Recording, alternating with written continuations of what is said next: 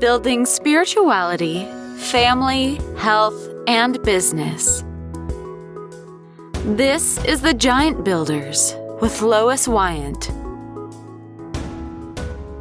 Hey, happy Tuesday, listeners. We are here again with The Giant Builders, and I have Jody Solbert with me, and she is a mental wellness coach. She's a certified master hypnotherapist. I'm very interested in learning more about that. She's a transformational speaker and an international best-selling author. She's also the founder and CEO of Psyched Up Success. So, hi, Jody. Welcome. Hi, Lois. Thank you so much for having me here. I appreciate it. I'm really excited to chat today. Well, I really appreciate your time. So tell me about your book. So this was something that I had been thinking about and had a topic for a long time. And I happened to have connected through an international speaking tour that I was doing with my friend Deborah Allen, who wanted to put together an anthology of strong, powerful women and their stories. And so it is called Fierce Women Roaring into Purpose, From Pain to Purpose. And each chapter is really unique. It's a different story. There's 21 different authors that contributed to this. And it really was just something that I wanted to share because for me, I've been working therapeutically with women really for the last 20 plus years. And I have my own story, right? We all do as women. We have our own journeys and our own stories. And so I wanted to share some of the lessons that I had learned through working with others as well as in my own life.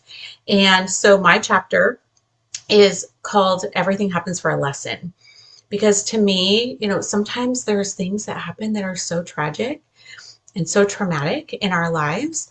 And it's really hard always to find a reason or to feel like, a major loss or a trauma is something that happened for a reason. But I feel like with all of my clients, as well as with myself, we've always been able to find what the lessons are that we can take away from that.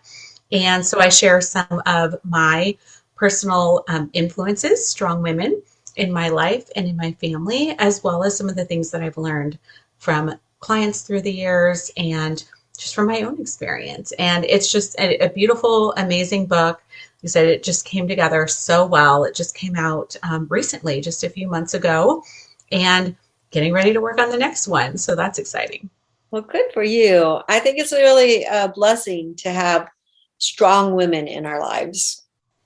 Oh, absolutely. Yes. And, you can always find them. That's the amazing thing. If we take from different people and we look at those different influences in our lives, and you can find them.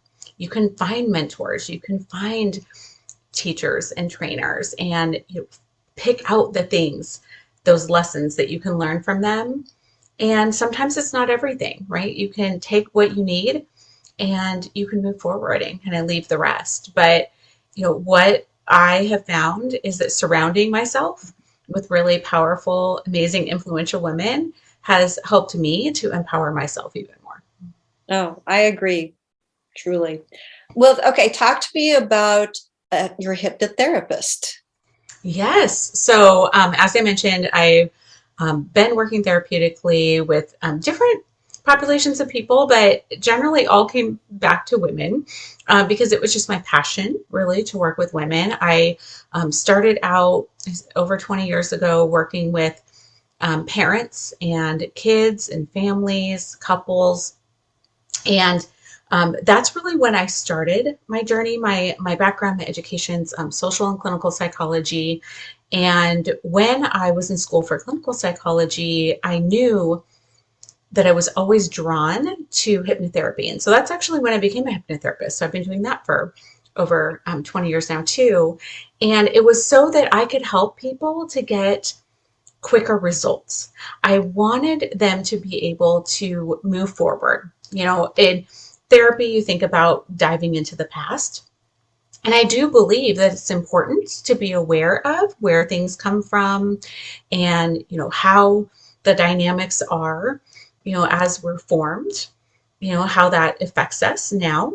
But to me, it was only really to go back and find those lessons to figure out, what do I need to know from this so that I can move forward and do that and create the life and achieve the goals that I want.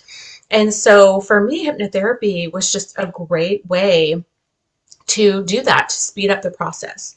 If you look at research, you can get some of the same results in 6 sessions with hypnotherapy as it might take you, 6 months or sometimes 6 years, depending on different therapy modalities. And so that's really when that started. And I've used that throughout my career. I've worked, again, with kids and families and teens, lots of female entrepreneurs. Things tend to get in our way when we're trying to reach these big goals or make a big shift in our lives. And so, those mental blocks and those things that tend to get in the way, hypnotherapy is amazing for that. And I also spent a lot of years working with people with a chronic pain, chronic illnesses, cancers, and also addiction. And so, hypnotherapy has just been an amazing tool that I've always used to really help people to heal from those past hurts and those traumas and overcome some of the negative self-talk and limiting beliefs and some of those old habits that we would use for, comfort or self-soothing or just a coping strategy, and really make those shifts and help people do that on a much deeper level than just talking. Talk to me about what is Psyched Up Success. You're the CEO of Psyched Up Success. So that is the company that I started pre-pandemic. I knew that I wanted to make a shift. I had always had a goal and a dream of having my own private practice. And it was funny because it was many, many years ago. I thought, gosh, I really want to have my own private practice and I want to work from home. But as a female and as a therapist, and before technology, before we had this, that wasn't really a thing. They showed it sometimes for men on television. That was the interesting thing. That's what I saw. I saw some men, some male characters on TV shows that could do that from home, but it wasn't practical. It made no sense. And so now that we have technology, I thought, gosh, this is the perfect time. I was already doing some work virtually, but I wasn't doing virtual client sessions yet. And it was time. It was the age. I said, hey, I want to have this private practice. This is what I want to do. And I decided to put my two worlds together. I was actually, in addition to working therapeutically for all of those years, I also had a separate business with coaching. Because I started my first business when I was in grad school to pay off my 6 figures in student loans. Mm-hmm. And I was doing coaching and consulting. And that's really where I was working in the fields with entrepreneurs. And I was doing a lot of networking and just really found that passion for working with those women in business who were trying to start businesses and build businesses. And I thought, this is the perfect time for me to be able to put my two worlds together. And I was personally going through kind of a reboot of chronic burnout.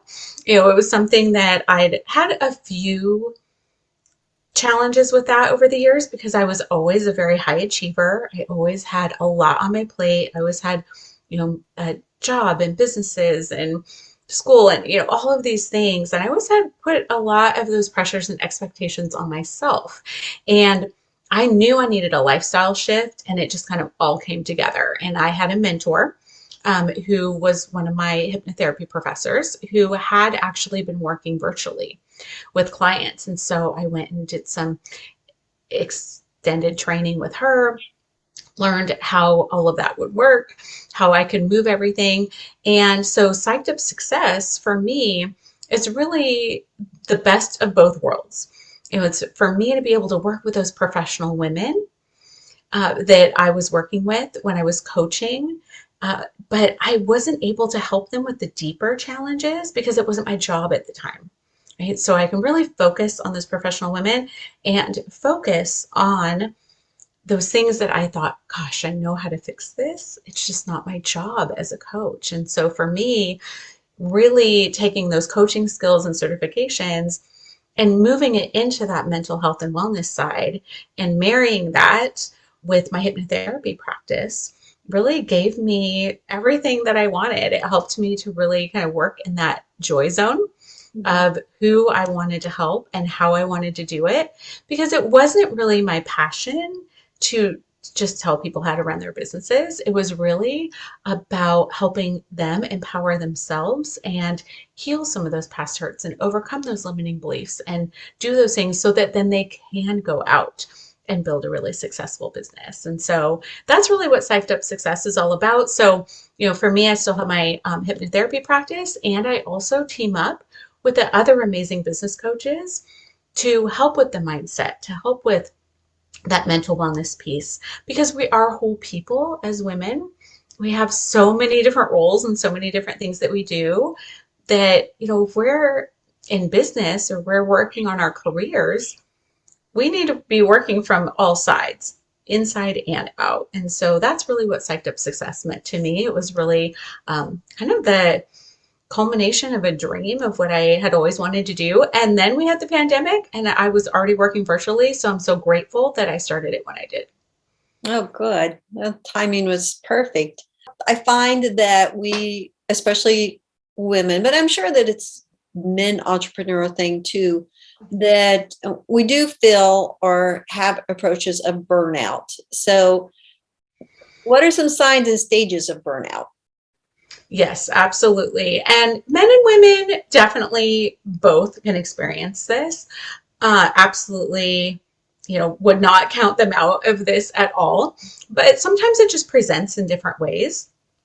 And I feel like with women, I just tend to focus practicing mostly with women. I do work with some couples and some gentlemen too. But for me, I see it a lot in women because we are natural caregivers. And so, we tend to put the pressure on ourselves, as well as society puts the pressure upon us to try to do all the things.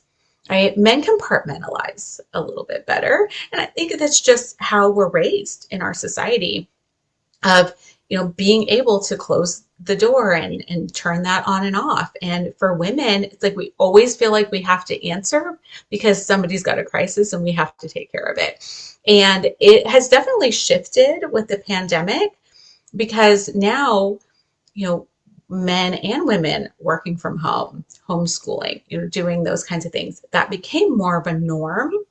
And there's less gender roles.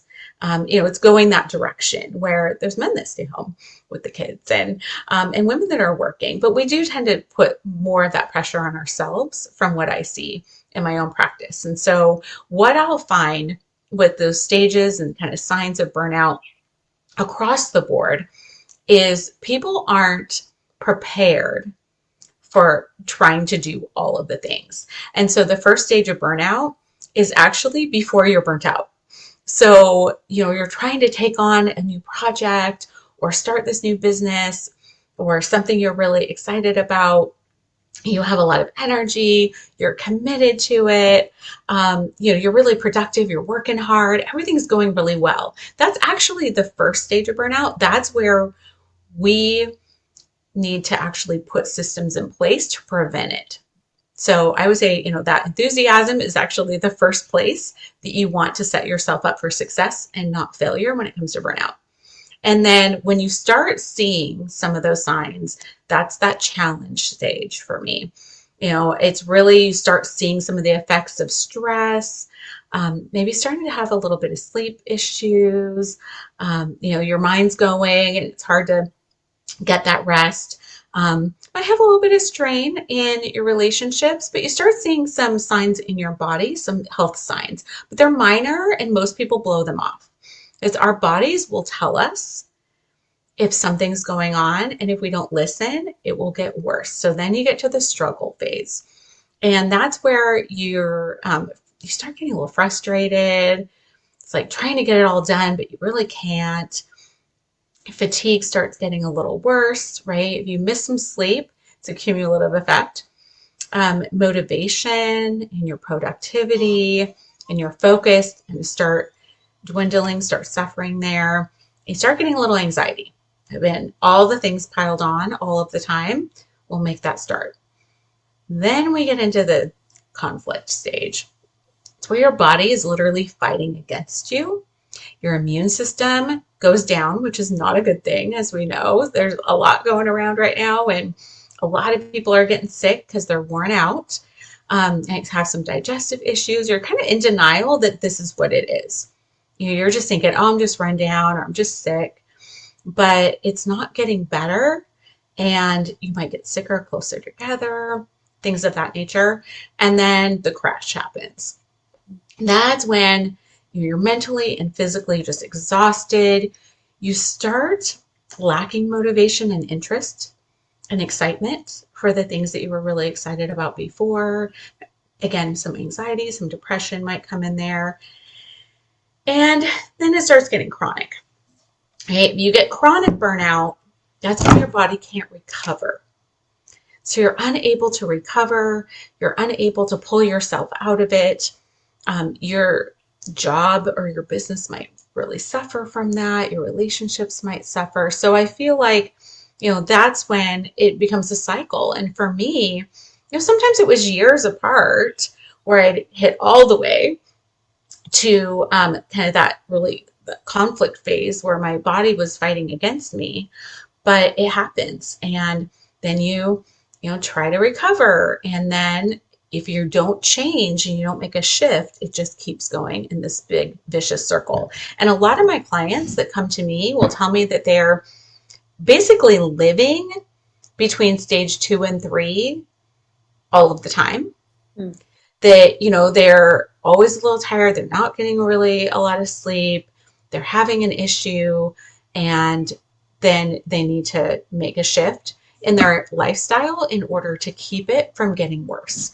But yeah, so you can definitely catch it anytime. The best time to do it, of course, is before. But the second best time is right now to really notice those things and make a shift. How can we recover from burnout, or how do we prevent it from happening?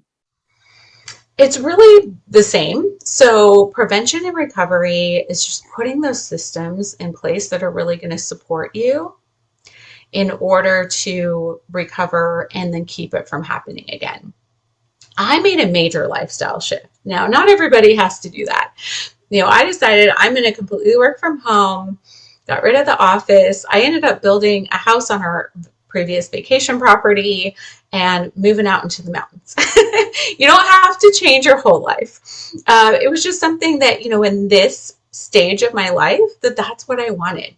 And, that's what my husband wanted too. And so, I was able to make these big shifts. But you can actually put smaller systems into place in order to make that happen. So the first step to recovering or preventing is just being aware, starting to get much more in tune with what's going on, with how you're feeling, with what's going on in your body. So emotional and physical awareness is really important. Just watching for any warning signs. So I would definitely say that's the first. Second is practicing mindfulness, being more present in your life. So staying in the present moment, being really intentional about what you're choosing to spend your time on, what you're choosing to spend your energy on, who you're choosing to spend it on, and just being really mindful that the choices that you make will have positive or negative effects.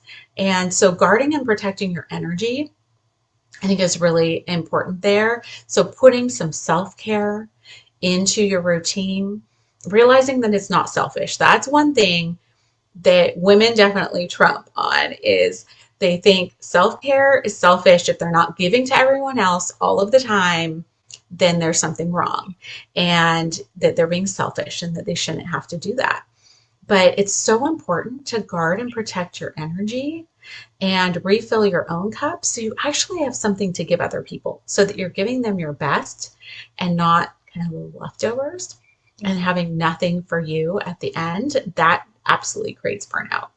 And it's important to put boundaries into your life. So creating and enforcing really consistent boundaries with your time, again, with your energy, between your personal and professional life. Again, that's something for everyone that has suffered, who wasn't used to working from home and didn't already have those set and just got thrown into it.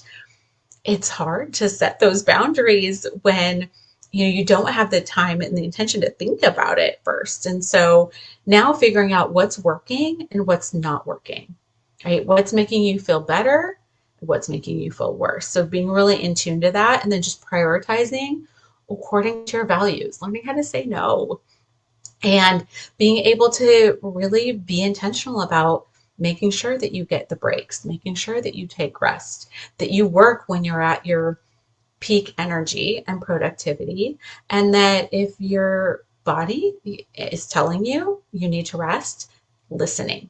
And I love that that's come out of the pandemic.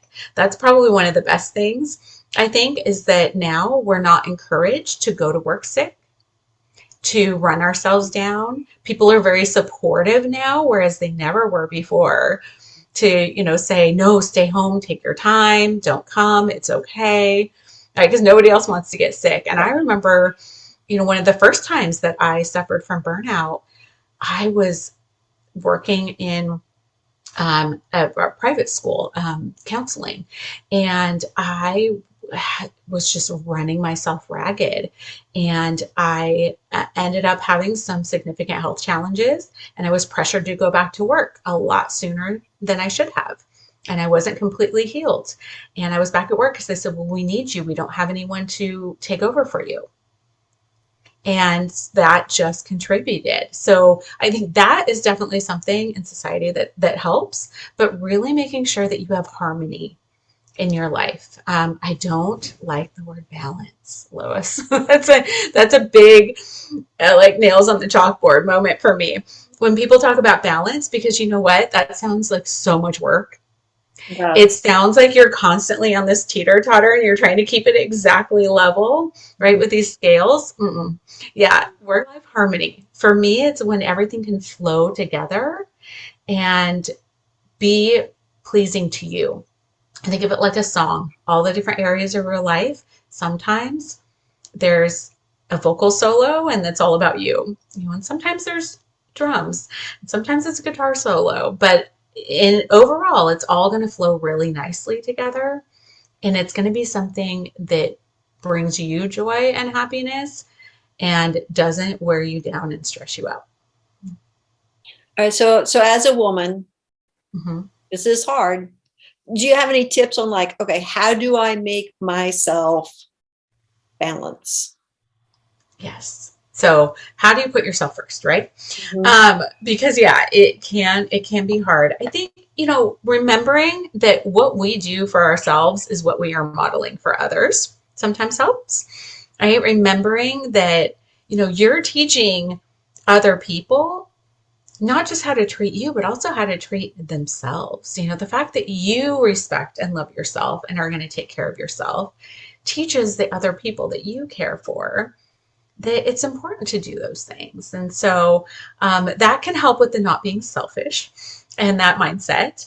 Again, we're natural caregivers. We're kind of designed and encouraged from birth to put other people first. And so really scheduling it in, being intentional to say, if it's 5 minutes, if it's 15 or 30 minutes or an hour or a whole day, whatever it is, building in those pockets of time for you.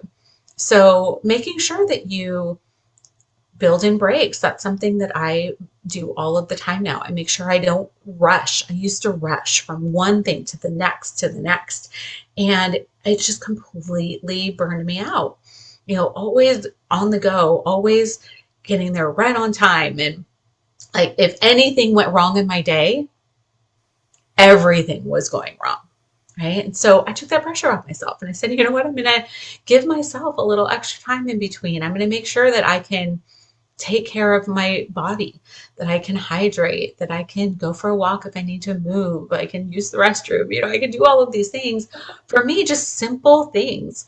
And then making sure that you have some quiet time. I always encourage bookending your days, especially as women. The middle sometimes is very full of a lot of things. And so I would say the bookends are the beginning and the end. Giving yourself a little bit of quiet time, a little bit of self-care, whatever makes you happy, and kind of gearing up for the day at the beginning and winding down at the end. But those give you a really solid foundation. It kind of keeps everything together in our lives. If we're able to do that for our day, and we can give ourselves that time to re-energize, can really make a huge difference. And really filling up your cup and remembering that if you don't refill your energy and recharge your energy, what are you even giving to other people anyway? A lot of times when we're run down, we're not giving them our best. We're snapping at our family. Our patience is wearing thin. We're exhausted, right? You're not even giving them the best that you would really want to. And so trying to remember visualizing filling your cup so much that you're actually giving other people the overflow. You're not just pouring it out all day until it's completely empty at the end. You actually need to take those times. And like I said, the beginning and the end are really great times to do that. If it's just a few minutes or a little bit longer, to have some time to yourself to make sure that you are refilling so you can give it to other people.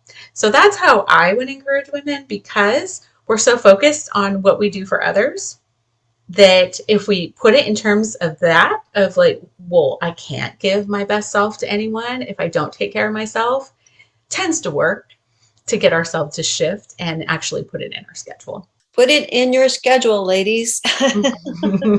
Definitely. So, well, any closing thoughts? I really believe that as women, it's so important for us to empower ourselves and, again, to be those models for others around us, right? So knowing yourself, really taking the time to get to know you and who you are as an individual. Not just always giving back to other people. Like, what do you enjoy? What do you love? Making sure to incorporate some of those things.